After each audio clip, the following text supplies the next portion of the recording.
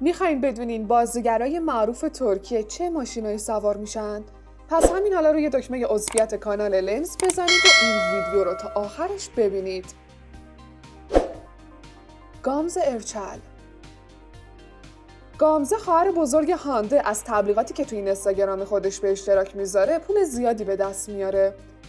اون به تازگی با درآمدش از این تبلیغات برای خودش یه ماشین پورشه برقی خفن خریده. ملیس سزن. این بازیگر جوون با درآمدی که از تبلیغات و دستمزد بازیش در سریال بی صداقت به دست آورده، به تازگی برای خودش یه مرسدس مدل 2021 سری C خریده. بنسو سورال. این بازیگر یه مرسدس بنز شاسی بلند داره که همسرش اونو به مناسبت اولین سالگرد ازدواجشون بهش هدیه داده. بوراک اوزچیویت. بوراک عاشق ماشینه، مخصوصاً ماشین فراری. اون که توی پارکینگ خودش بیش از یه ماشین و موتورسیکلت داره، به تازگی فراری 2000 مدل مودونا خودش رو با یه فراری 2008 مدل 599 جی تی بی عوض کرده که پلاک اون از حروف اسم پسرش کارن تشکیل شده. آیبوک پوسات. آیبوک پوسات یه مرسدس بنز قرمز خوشگل داره. برنسات. برن و همسرش کنان دولو که مدت‌ها بود اتومبیل پورشه داشتن، ماشینشون رو با یه بی ام وی عوض کردن. البته کنان علاوه بر این یه ماشین کلاسیک هم داره که تو ویدیو کلیپ پشت سایفا از اون استفاده کرده و اون هدیه برن به کنان بوده.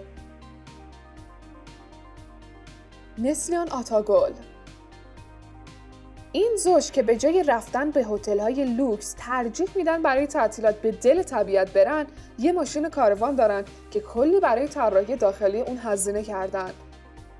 این زوج علاوه بر ماشین کاروانشون یه بی ام دبلیو هم دارن. دنیز بایسال. ماشین دنیز یه مرسدس بنز سرمه‌ای رنگه.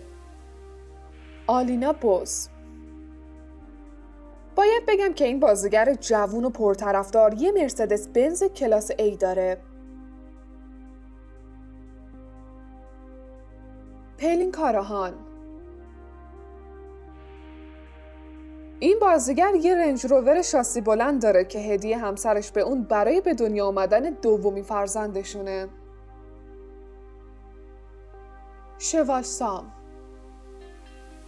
به نظر شوال ماشینای جدید یکم اونو گیج میکنن و اون با ماشینای قدیمی خیلی راحت تره. پس اون یه بی ام وی مدل قدیمی داره که به اون میراث مادری میگه. علاوه بر اون شوال یه کاروان هم داره که عاشقشه و خودش اونو طراحی و تزیین کرده. داملا سونمس. ماشین اون یه مرسدس بنز مشکی باحاله. کرم بورسین. اون تا حالا با چندین مدل ماشین دیده شده، از جمله یه رنج روور شاسی بلند، بنز و بی ام و. کیوانچ تاسلیتو. کیوانچ علاقه زیادی به ماشین و موتور و قایق داره و یه جورایی پارکینگ خونه‌اش مثل یه نمایشگاه ماشین لوکسه که در اون یه موتورسیکلت خفن و چند تا ماشین باحال از جمله یه شولت کلاسیک و یه رنج روور وجود دارن.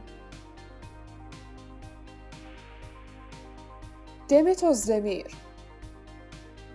دمت که یکی از بازیگرای پرطرفدار ترکیه به حساب میاد، یه مرسدس بنز داره.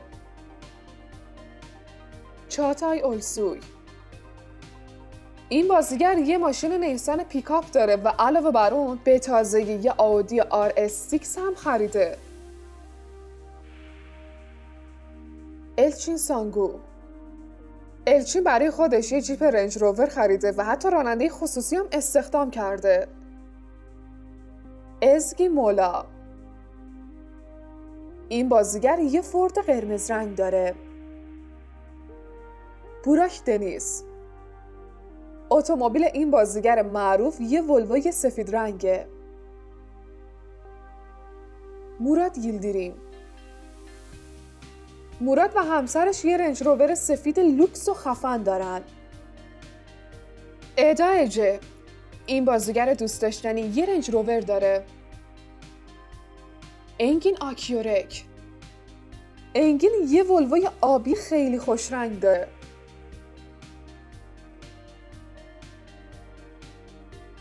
کنان ایمیرزالیاولو، کنان و همسرش یه پورشه ماکان مدل 2021 دارن که این ماشین خفن و گرون قیمت هدیه کنان به همسرش بوده. ابراهیم چلیکال، ابراهیم و همسرش یه ماشین عادی سفید رنگ دارن. سرنای ساریکایا، سرنای ساریکایا یه ماشین ولوو CX60 مدل 2020 داره. البته ناگفته نماند که خود سرنای چهره تبلیغاتی ولوو در ترکیه است. باریش آرتوچ، باریش که قبلا یه آدی RS6 داشت، با اینکه اونو خیلی دوست داشت، به تازگی به درخواست همسرش اونو با یه رنج روور وگو عوض کرده. تولگان سایشمان، این بازیگر یه رنج روور مشکی رنگ داره. چالار ارتوغرل، اتومبیل این بازیگر معروف بنزه. هاند ارچل، این بازیگر که روز به روز داره به ثروتش اضافه میشه یه ماشین آودی داره. خب بگیم ببینم نظرتون راجع به این ویدیو چیه؟ ماشین کدوم یکیشون از همه باحال تره؟ نظراتتون رو برای ما بنویسید و این ویدیو رو لایک کنید و عضویت در کانال لنز رو هم به دوستاتون پیشنهاد بدین.